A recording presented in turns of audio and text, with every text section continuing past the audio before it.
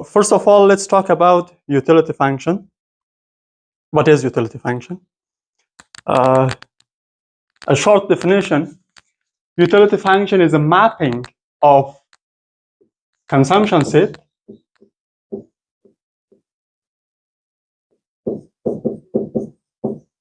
to a real number, from a consumption set to a real number. So this mapping summarizes and represents the preference of a consumer on an ordinal fashion. By ordinal fashion, that means that when we are talking about utility function, we cannot say exactly the number. We just say that, like, for example, the utility that we receive from X is greater than the utility that we receive from Y. But by how much, we don't know, just as ordinal fashion. And also in another definition, if we say in more detail, utility function is a real valued function which is mapping from consumption set to real numbers. It's called a utility function representing a preference relation if we have two consumption bundle, which is X and Y. They are included in our consumption set, such as X is at least as good as Y if and only if the utility that we receive from X is equal or greater than the utility that we receive from Y. And also, in another situation, we can say that the utility function is a mapping from RL plus to R. Utility function is a mapping from a real number with L dimension, from a non-negative real number with L dimension to real numbers. Why we say this? Because in the last class, when we were talking about the consumption set, we said that the consumption set, simply in order to make it simple for working, for proving, we say the consumption set is equal to RL plus.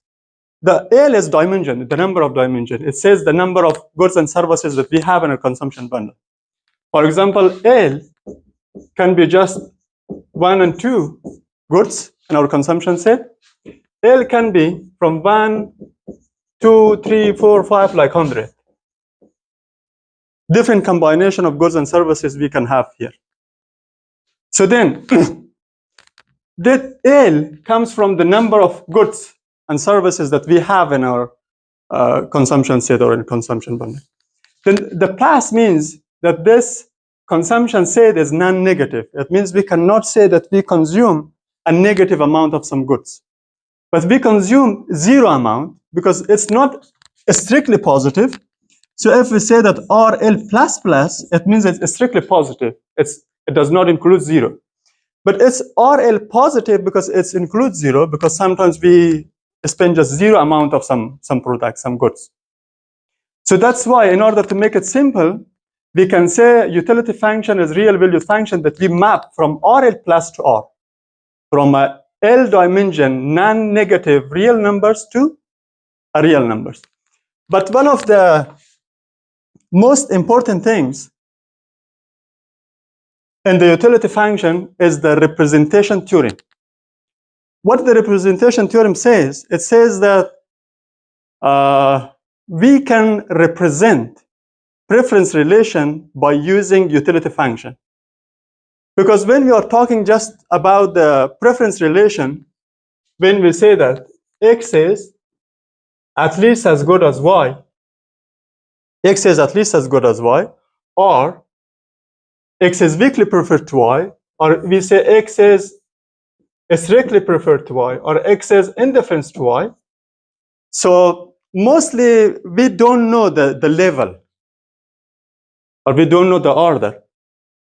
But when we use, instead of preference relation, utility function, then by using utility function, then we later on utility maximization, then we try to maximize our utility, our satisfaction level. But by only working on preference relation, we cannot maximize, or we don't know how to maximize our satisfaction or our fulfillment. That's why we use representation theorem in order to transfer the preference relation to utility function, or in order to represent the preference relation by using utility function.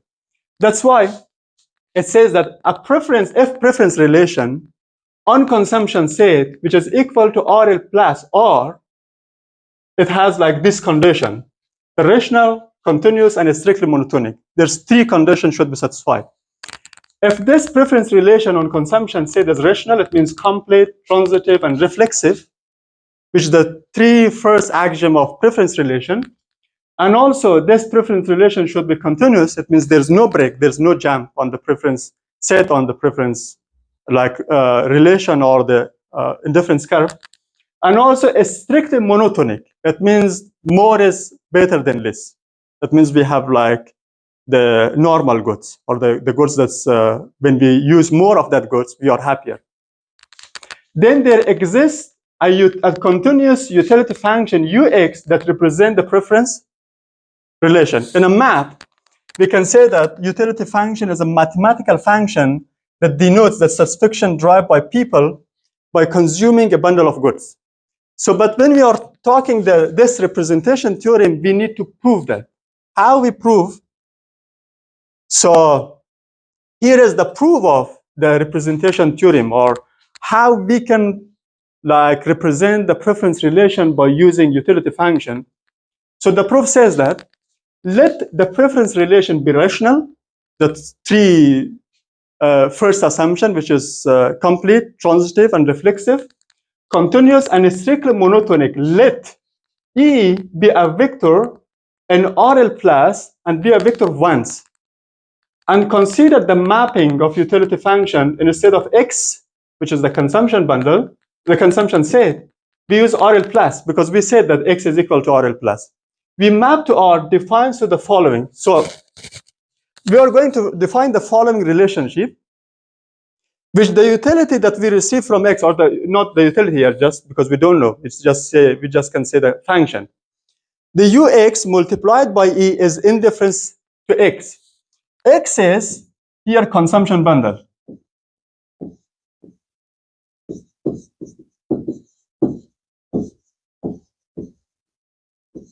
X is a consumption bundle.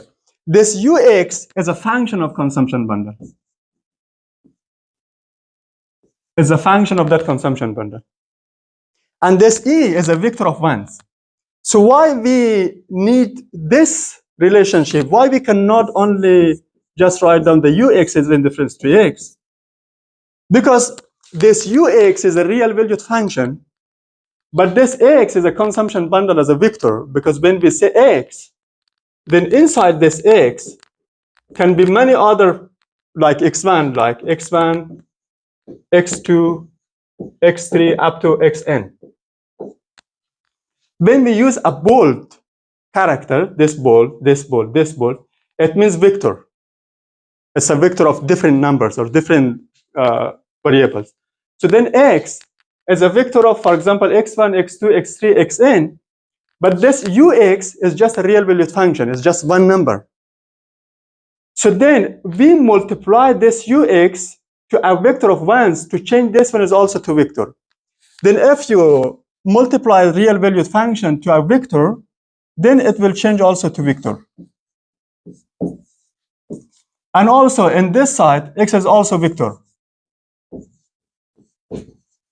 Then we can make a relationship between this vector and that vector. It means this vector is indifference to another vector. So what it says that, let us first make sure we understand what this says and how it works. And what it says, take any X in the domain of RL plus, which is this RL plus in our consumption set. RL plus is equal to X. Any X, which can be included in this X or RL plus, take that value and assign to it the number UX. UX can be a number because this UX is the real valued function, such that the bundle, so it changed to a bundle, UX multiplied by E, because when this UX has a real valued function, if we multiply this one by a vector of E, then we can change it to a bundle. Because now UX is just a number. But when we multiply this UX to a vector of, for example, 1, 1, 1, 1, up to 1, then we can change it also to a bundle, a vector. with ux multiplied by e, with ux unit of every commodity is ranked indifferent to x. So then this ux multiplied by e is also indifference to x, because now we change this one is also to a bundle. This is bundle, this is bundle. So we can like, we say that their race can be a bundle that is indifference to this x bundle. So we assume that one. So now,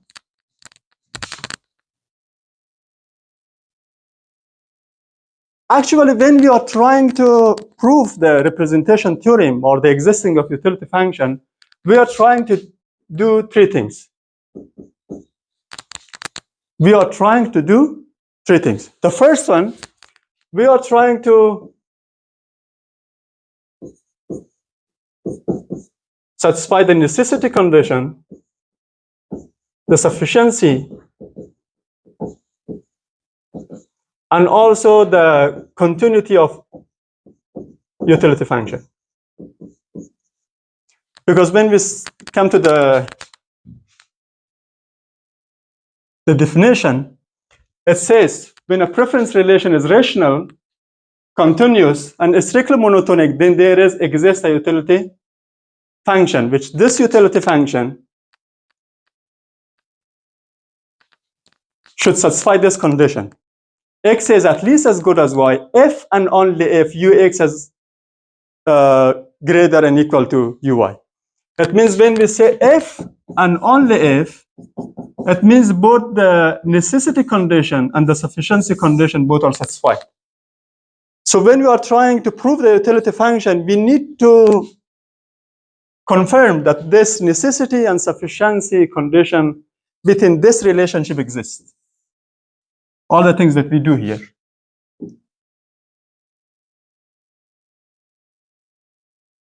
But in order to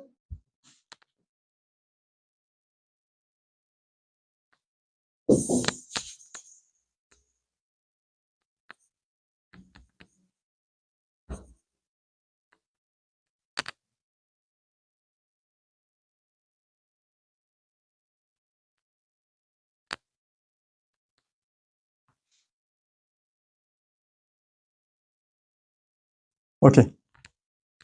Before going to the proof, we need to define something.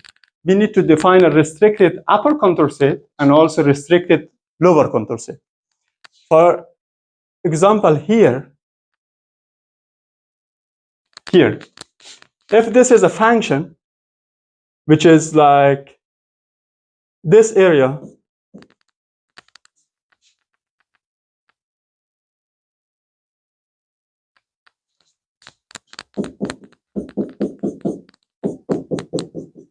this area is upper contour set, and this area is lower contour set.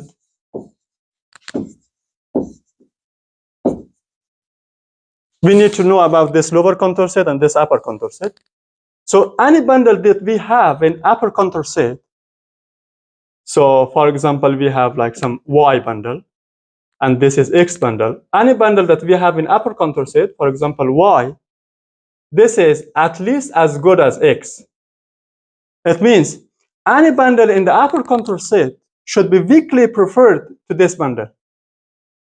Any bundle here, any point that you pick up. Because this is higher than, in terms of when we compare to this origin, so that can be higher. So the higher, it means they have more utility. You have to prefer based on the condition that, especially this condition.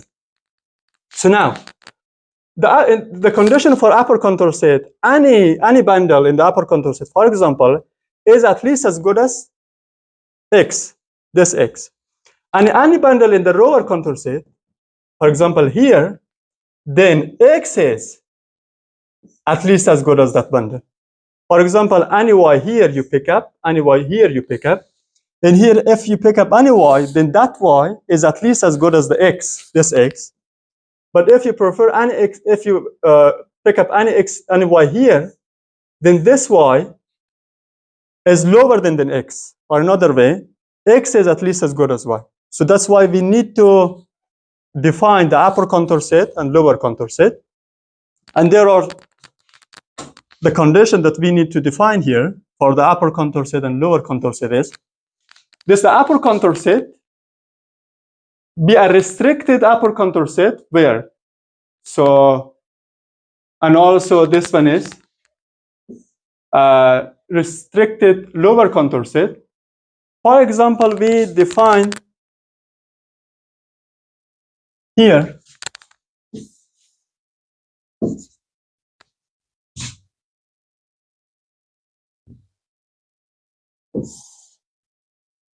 this 45 degree.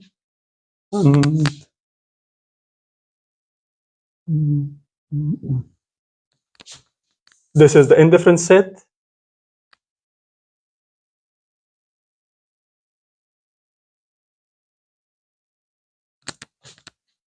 Which is like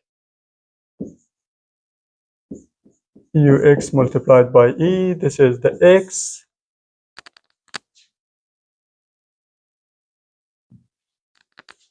And we define some upper contour set here. But instead of using y, we define this upper contour set by some value of t, or t multiplied by e. Again, why we multiplied by e? Because t is a number and e is a vector. We need to multiply this t with e. For example, we pick up just this 1 point. This 1 point, this t is a point. But this curve is a vector. In order to change this one is also to vector, we multiply this one by e. So then, here it's upper contour set. With this condition, we use like a notation of bx. With this upper contour set, t included real numbers such as t multiplied by e, this area, is at least as good as x, this x. At least as good as x. And also we define the lower contour set, which is this area.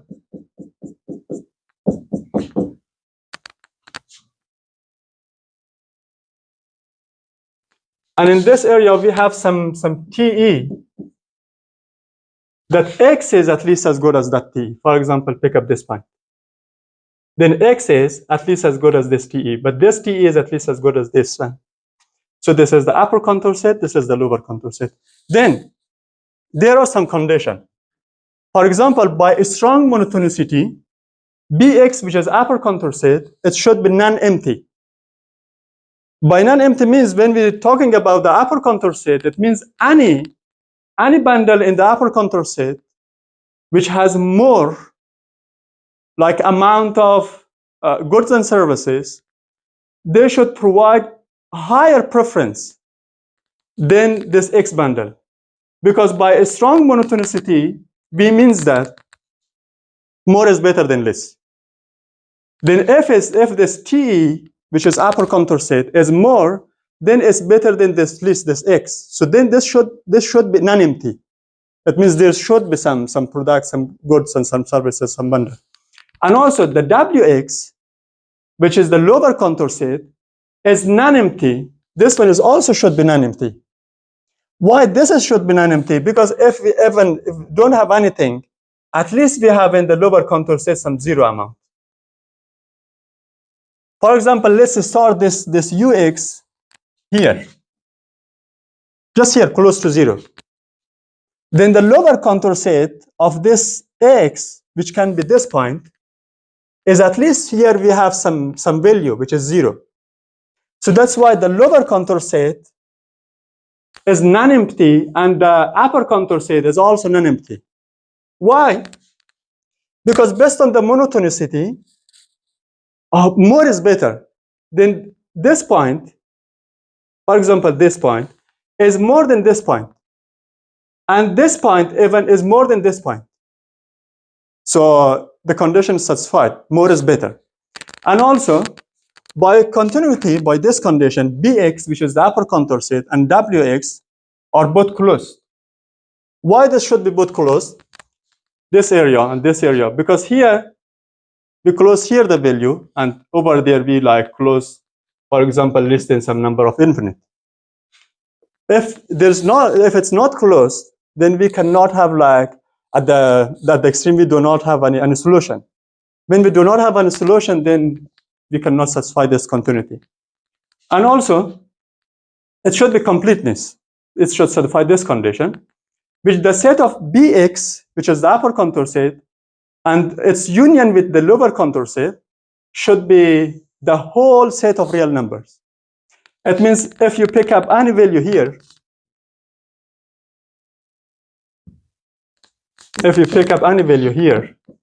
and its union to any value here,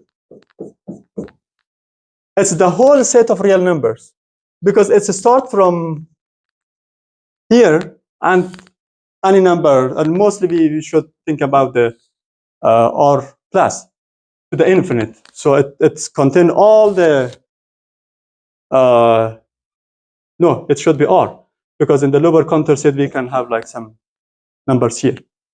So the union of this upper contour set and lower contour set should be the real number. And also by connectedness, there exists a Tx, which is in real value such that Tx multiplied by E is indifference to X. When we think about this Tx,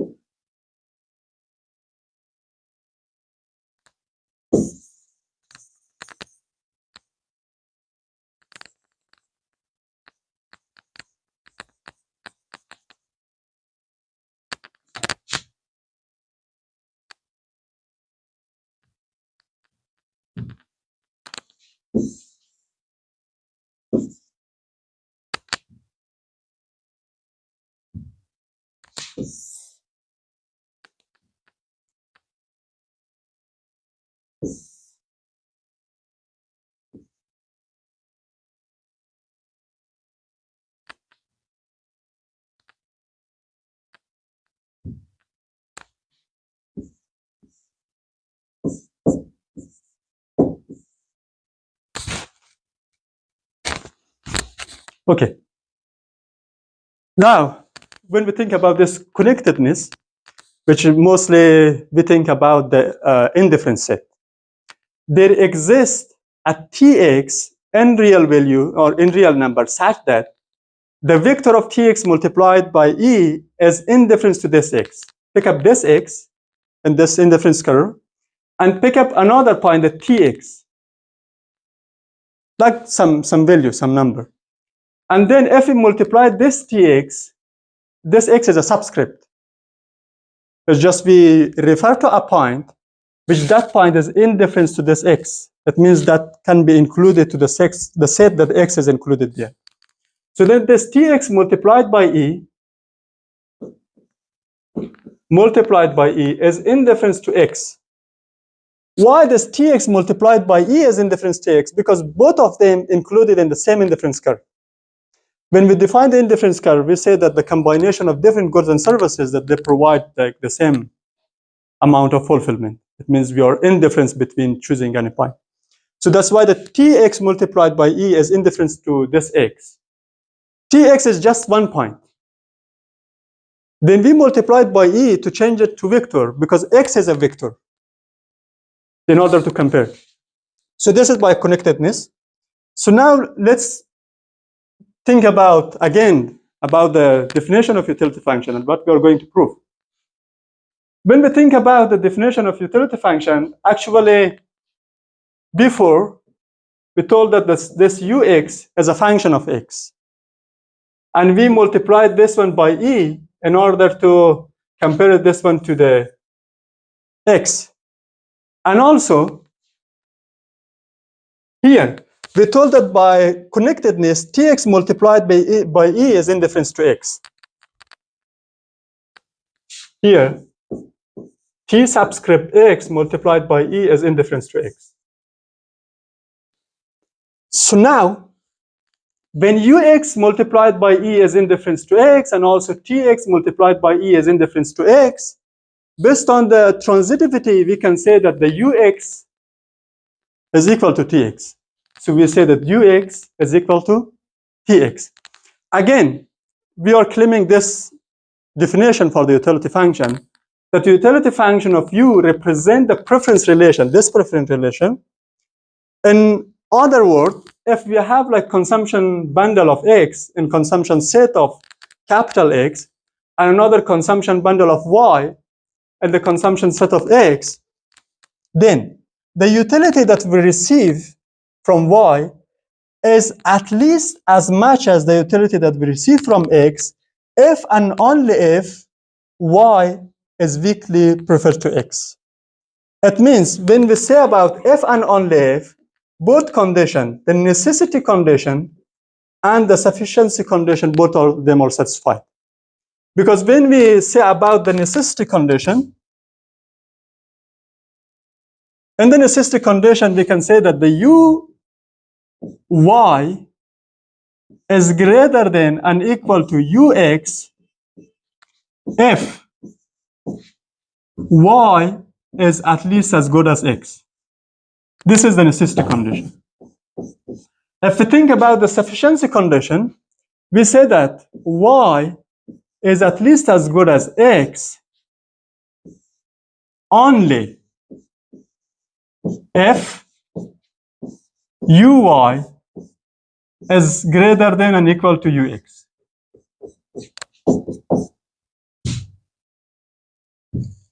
So this is the sufficiency condition.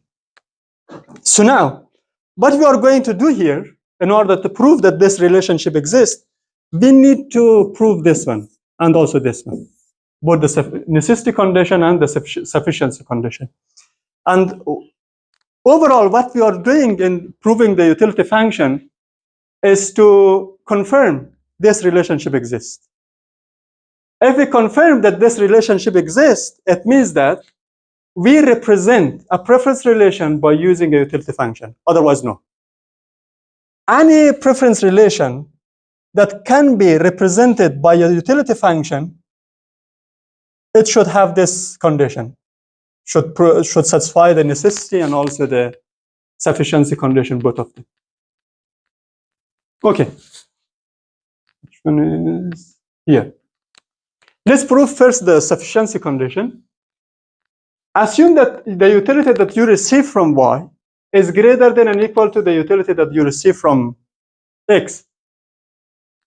By the definition of utility, it implies that, because before in the other slide, we said that the ux is equal to tx. And then when ux is equal to tx, then ui should be equal to ty. Why is that? Because we said that the ux multiplied by e is indifference to x, and also tx multiplied by e is indifference to x, and ty multiplied by e is indifference to y. So instead of like ux, instead of ux, we write down, what's happened to this?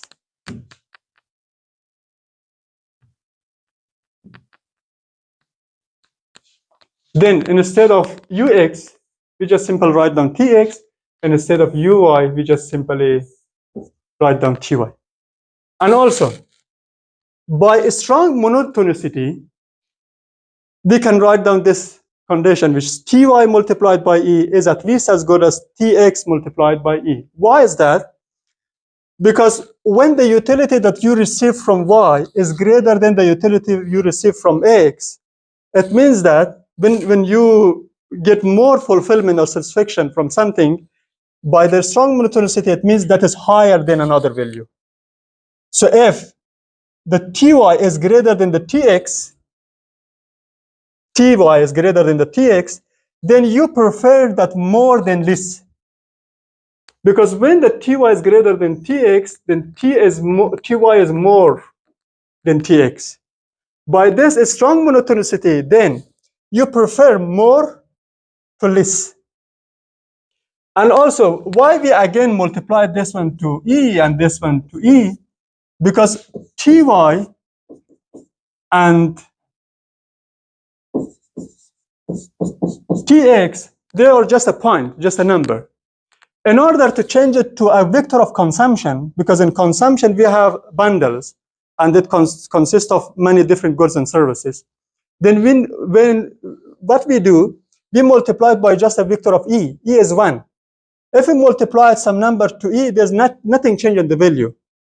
But only the change is we change it from a number, from just a point to a vector. So then this condition is satisfied. Why? Because by strong monotonicity, we prefer more to less. When Ty is more than Tx, then Ty multiplied by E, just E as a vector. There's nothing changing the value of Y. It should be preferred than Tx because Ty is more than Ta. And by the definition of utility function,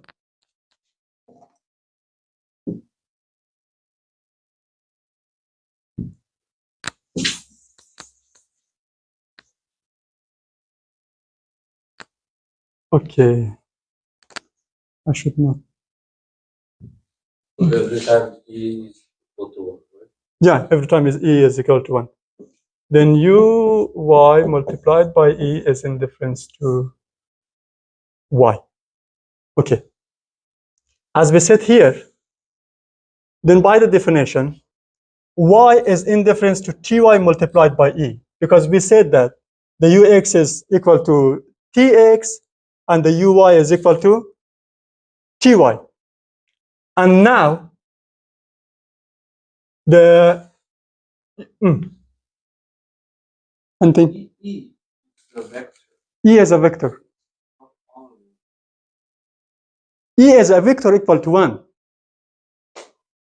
Why E is a vector equal to 1? Because we don't want to change the value of Ty and Tx. We just want to transform it to a vector. Maybe E many vectors. Each vector. Yeah, all the elements in E is equal to 1. For example, Yeah.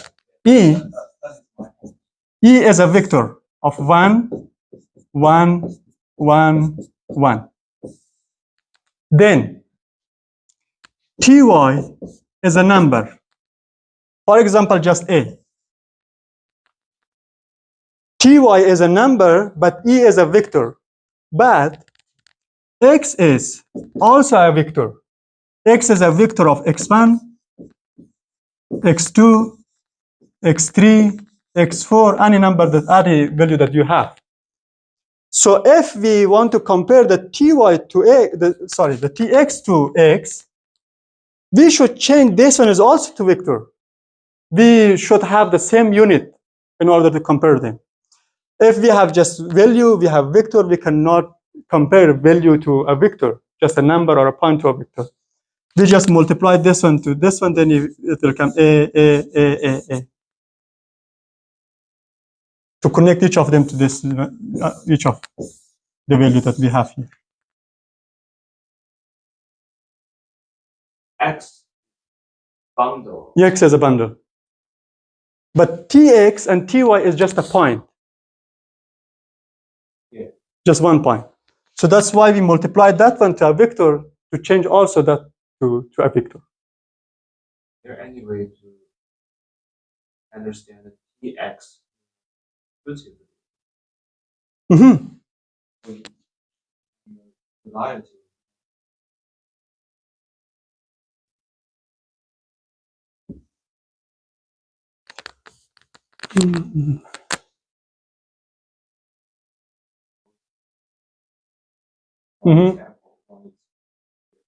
Yeah.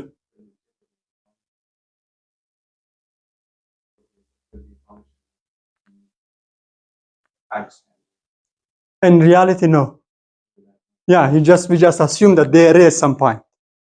It's an assumption, because if we think about there's at least 2 goods should be at that point, but we just assume that there is some point.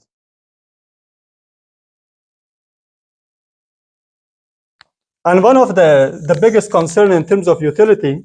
So utility is a function. No. Utility is a vector or. Utility is just a value here. Value is a number. Yeah. Rather than. Yeah, it's just a value, a number. Okay, again, let's come to here. Y is 2 multiplied by E x. Bundle is bundle. Yeah, bundle is a vector because you have different goods. And here, by definition of utility function, y is indifference to ty multiplied by e. Why ty multiplied by e is indifference to y? Because like Maybe E is not only one. e is equal to 1. Maybe E is number of. No, e is only equal to 1. Because we don't want to change the value of each x. We just want to transform to vector in order to compare. Yeah, it's just a vector of equal to 1. Because if you have e a different value, for example, 1, 2, 0, 1, 2, then you may have, when you multiply that one to ux, you may have a different combination of values, which you cannot find another pair for that one at that side.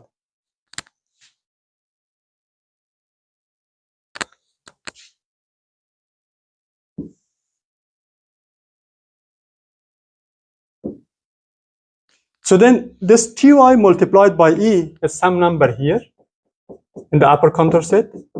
And this tx multiplied by e is some number here in the lower contour set. And we have like some x here, some y here. Then you can have one y point here and one like ty multiplied by e point here, that they can be indifferent to each other. X and tx multiplied by e indifference to x, as we talked earlier. And by transitivity, here,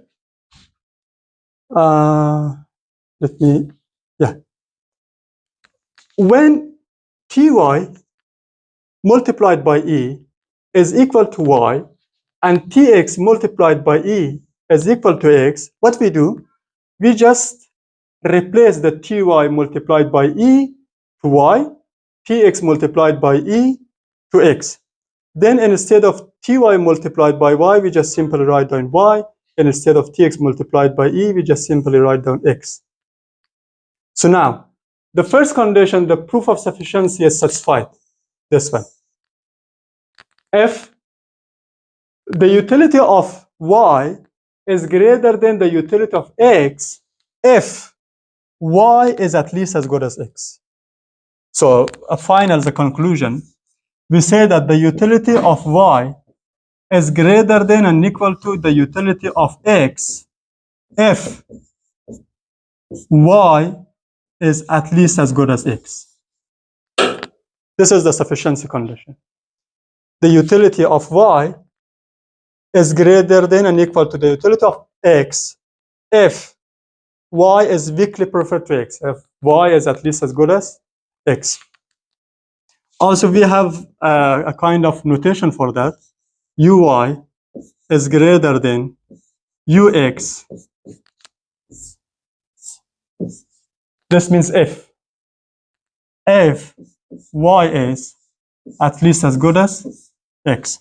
So now we prove that one condition, which is the proof of sufficiency. But we need to find out the other way around. We need to find this relationship as well,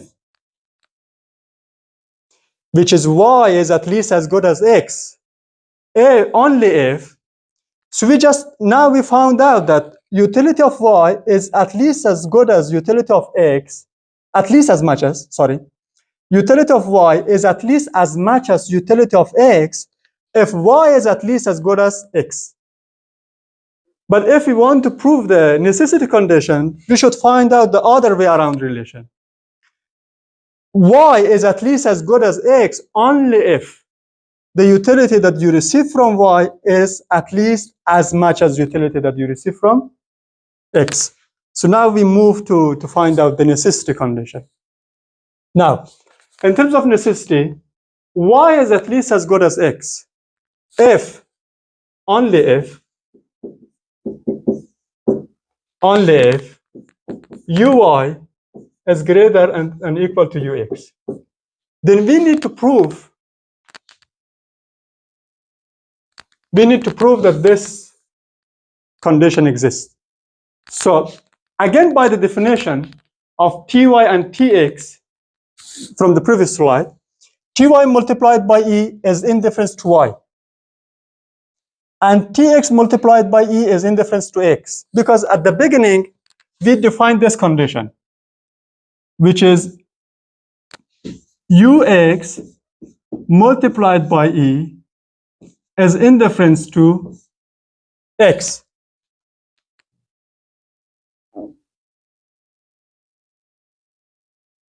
And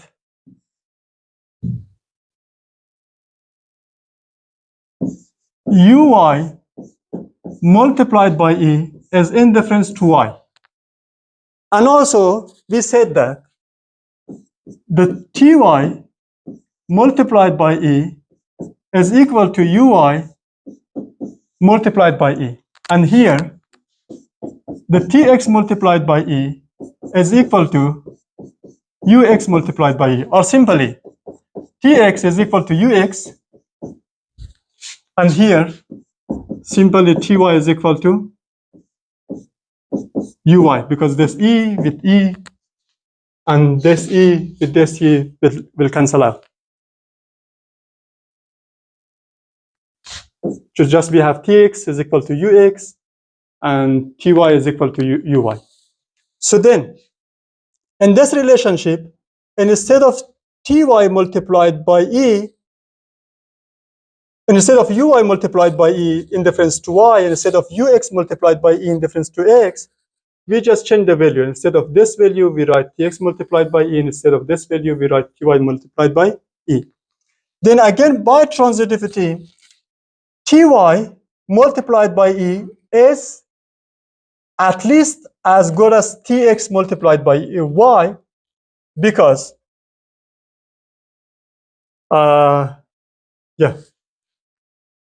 because when y is equal to ty multiplied by e and x is equal to tx multiplied by e in this condition, in our definition, and instead of y, we just simply write down ty multiplied by e. And instead of x, we just simply write down the tx multiplied by e. Then this relationship, y is at least as good as x, we'll change it to this relationship. ty multiplied by e is at least as good as tx multiplied by e because of this relationship that we have here. We have ty multiplied by e is indifference to y, tx multiplied by e is indifference to x. Then, instead of y, we write down this value, and instead of x, we write down this value. Then ty multiplied by e is at least as good as tx multiplied by e. Then by a strong monotonicity, when we prefer something to another thing, it means the number or the amount here is higher than the amount here. Then the ty should be at least as much as tx. Because by strong monotonicity, more is better. That means that when we prefer ty multiplied by e to tx multiplied by e, it means that ty is more and tx is less. Ty is more and tx is less. So then this relationship by strong monotonicity will change to this one. Ty is at least as much as tx. Why we do not have the value of e here? Because e is just a vector of 1. And when we have the e at both sides, we just cancel out the e to e. Then instead of like ty multiplied by e is at least as much as tx multiplied by e, then we divide both sides to e. This e with this e with this e will cancel out. We only have ty is at least as much as tx. And by the definition,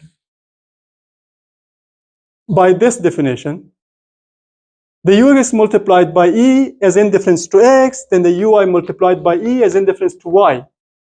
Then, instead of ty multiplied by E, we can write down Uy multiplied by E. And instead of Tx multiplied by E, we can write down Ux multiplied by E. Then we can change this relationship, Ty multiplied by E to Uy multiplied by E is at least as much as Ux multiplied by E. Then this E with this E will cancel out. Then Uy is at least as much as Ux. So then we have this one. Because the Ty is equal to Uy and the Tx is equal to Ux. So now we have that Y is at least as good as X only if the utility that you receive from Y is greater than the utility that you receive from X. Greater than and equal to the utility that you receive from X. So now here we satisfy this condition. The utility of Y is greater than and equal to the utility of X when we satisfy this condition. Y is at least as good as X. So here we prove this condition, this relationship. But here we proved the other way around. A utility function is a real valued function that we map from X to R. It's called a utility function representing a preference relation. When we have two bundles, X and Y and X, X is at least as good as Y, if and only if Ux is as much as Uy. Prove the existing of this utility function. Then you had to prove the necessity, the sufficiency, and also there was another thing. We are working now on that, which is this one. You have to go 3 steps. You have to first prove the sufficiency, then necessity, and then prove the continuous. If you draw this curve, it's easy for you to interpret because any value here is upper contour set, and any value here is lower contour set. And any value here along the line, they are indifferent set. Yeah, that's why when we pick up some Tx multiplied by E as indifference to this X, Tx multiplied by E, we pick up some point from here, for example. So that's why when you draw this curve or this graph, maybe it will be easier to interpret. And one of the things that you should know is this relationship. You should know that E is a vector of ones, Ux is a real valued function, and X is a commutative bundle vector. And one of the things that mostly people confuse that, where this E comes from. Yeah. Why we have this E? We have this E in order to transfer this Ux to a vector. Because X is a vector, what does it mean, vector? Vector, it means that this is a consumption bundle which include many different items. For example, this consumption bundle has this like touch pen, this eraser, and also we have like, for example, we have the remote control. So there are many items in this consumption bundle.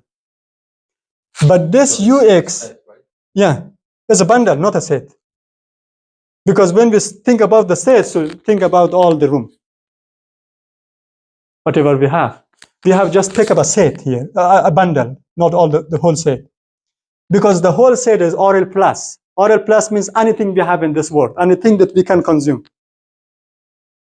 We don't think about that either we are able to consume or not. We just think consumption set is anything that we consume, anything that we have in this world. So that's why we think about a consumption set as a RL plus. It means here we have anything from 0 to infinite. Yeah, it's a set. Anything that we have in this world, but it does not include infinite. It's something like this. Includes 0, but does not include infinite. The bundle is what we're going to. Yeah, what we're going to take. This is clear. Like there's 4 items. Yeah. So now this X, assume this X is this 2 eraser and this remote, and this touch pen. So this is a vector. But this ux is just a number. For example, So we have 4 elements. yeah, So we have 4 E, right? yeah. 1, 1, 1. But in ux, we have just one pen. We have just one pen. So if you want to compare this pen to this bundle, it's not possible because this is just one point. This is a bundle. In order to change this one to bundle to vector, we multiplied this pen by a vector of 4e. 1, 2, 3, like this. So how it's going to be indifferent? This a is equal to 1, 1, 1, and 1. Why this is 4, 1? Because we have 4 items. Then we change this one is also to a bundle. For example, suppose now it have like 4 this kind of pen. So what does it mean indifference? It means either I consume this 4 or either I consume 4 pen, I have the same level of satisfaction. I'm happy at the same level. Yeah, that's why. For example, assume like, yeah, either you assume 1 apple, 1 banana, 1 orange, 1 peach, which is 4. It's indifference to either you assume just only 4 apples.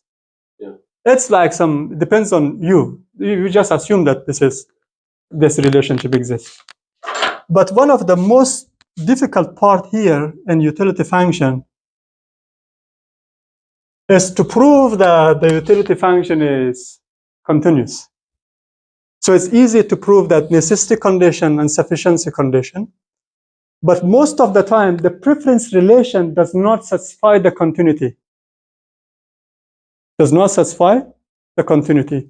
That's why, like, one of the example is lexicographic preference relation that does not satisfy this. So the big deal is here. So this easy to find out the necessity and sufficiency condition, but this one is the continuous preference relation. From the axiom of preferences, one of the axiom was continuity, that we could define the continuity that if the limit of ux to the n is equal to ux, or if the limit of x to the n, where n approach to infinite is equal to x, it means then we have like a continuous function. The final step is to prove the continuity of the utility function of u.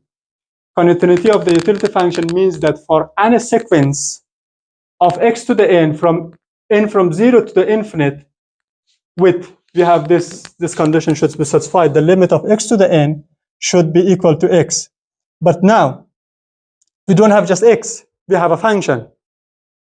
So then when the limit of x to the n, when n approach to infinite is equal to x, then the limit of ux to the n, when n approach to the infinite, it should be to the ux.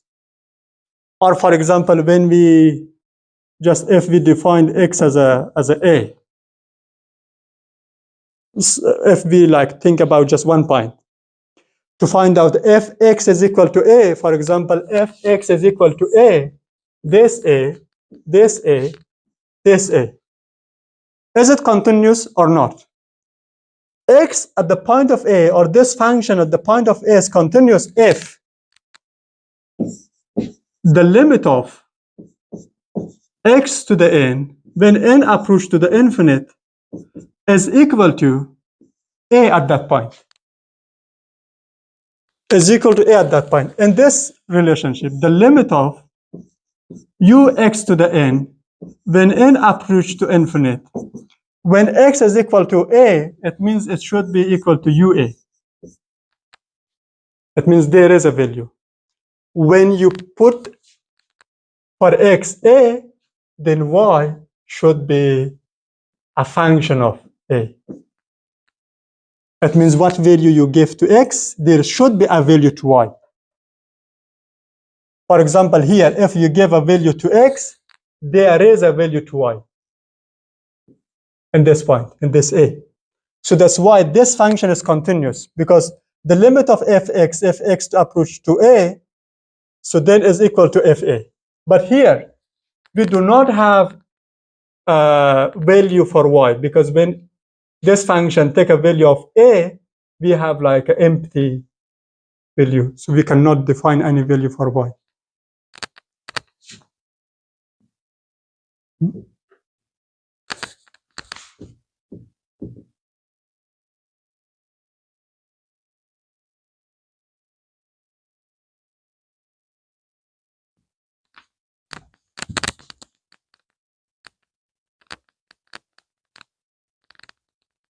You can see here, when this x take the value of a, there is no value for y. But here, when this x takes a, there is a value for y. There's no like break. And here, when you again define a value for a, when you come from this side, when this x take a value of a, you have this point. But when you come from this side, when x take a value of a, you do not have any value for y. This point. This point. X has a value of a, but y do not have any value. So there's a jump. When there's a jump, so this function is not continuous. It can be any function, but we can transfer to utility function as well. Here is also x take the value of a, but y does not take any value. So this one, and this one does not satisfy the continuity of a function, but this one satisfies the continuity. So we are thinking about that the utility function should satisfy this curve. That means that when we draw the indifference curve should start from here, should end here. When we should not take our hand from the drawing. So if we have like a different indifference relation or indifference curve like this, so then there is a jump. So this is not continuous. The indifference curve should be like this. Should be continuous. So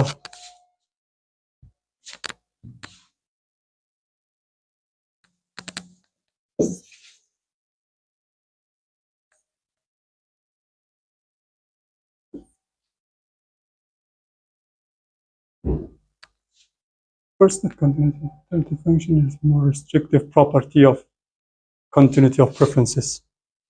So one of the things that we have to be concerned about that. Notice first that continuity of the utility function is a more restrictive property of continuous of preferences, because there are some preferences that they are not continuous. That means when we have a value for one, goods, we do not have any value for another one. So we don't want to take any number or any amount from another good.